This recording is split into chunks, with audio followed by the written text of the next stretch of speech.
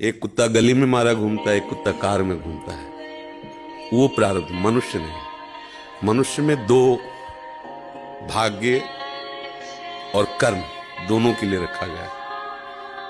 अगर हमारा भाग्य जोरदार पड़ गया तो हमारे कर्म फेल हो जाएंगे, और कर्म जोरदार पड़ गया तो भाग्य को दबा देगा।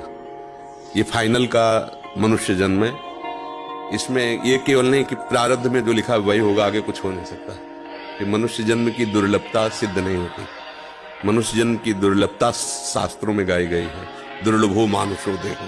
क्या दुर्लभता है? अब हमारे प्रारब्ध में लिखा है दुख ही भोगना है, लेकिन आपने निश्चय किया सत्संग सुन करके कि सर्व सामर्थ्यशाली भगवान और भगवान का नाम सब कुछ कर सकता है।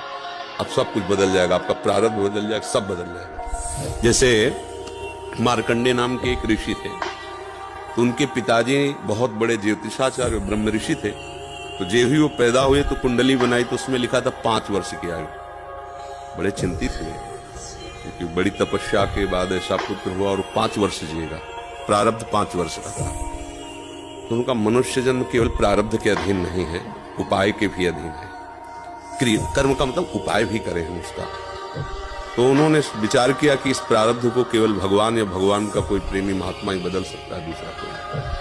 तो जैसे जैसे वो सयाने होते गए, एक एक दिन वो नोट करते, पिता है जब वो थोड़ा सा 3-4 के बीच की अवस्था है, तो उनका बेटा मेरी एक बात मानो, ये गंगा के किनारे जितने भी कोई ऋषि महात्मा संत दिखा, सबको साष्टांग प्रणाम करो। अब वो बालक थे, अब संतों को प्रणाम करने की उन्होंने, क्योंकि जानते थे कि संतों की कृपा दृष्टि पड़ जाए तो प्रारब्ध का नाश हो सकता है। अब गुप्त रूप से सनक सनंदन सनातन सनत कुमार भी विचरण ही करते रहते, तो मार्कंडेय जी सबको प्रणाम करते थे। तो सब करुणा भरी, भगवान तुम पर दया करें। बच्चा जैसे कोई प्रणाम, आप सब प्रणाम करो तो उतना हृदय नहीं, लेकिन अगर छोटा बच्चा तो एकदम उसकी तरफ दृष्टि जाएगी, राधा राधा राधा राधा। एक छोटा बच्चा है, प्रणाम कर रहा है 3-3.5 वर्ष का, तो वो सब संत, और वो चुपचाप बैठ करके देखा करते थे उनके पिता कि किसी ऐसे महापुरुष का आगमन हो जो सृष्टि पर शासन करने की सामर्थ्य रखता हो, तभी प्रारब्ध बदल सकता है।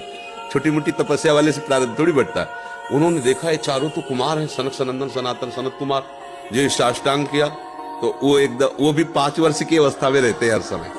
उन्होंने कहा चिरंजीवी भव। बस वो खड़े हो गए, बोले महाराज ये अभागा चिरंजीवी लायक नहीं है। इसके प्रारब्ध में 5 वर्ष की आयु लिखी, और चौथा भी पूर्ण होने जा रहा है, कुछ समय का जीवन है। सरकार ने कहा जो चिरंजीवी भव तो चिरंजीवी भव।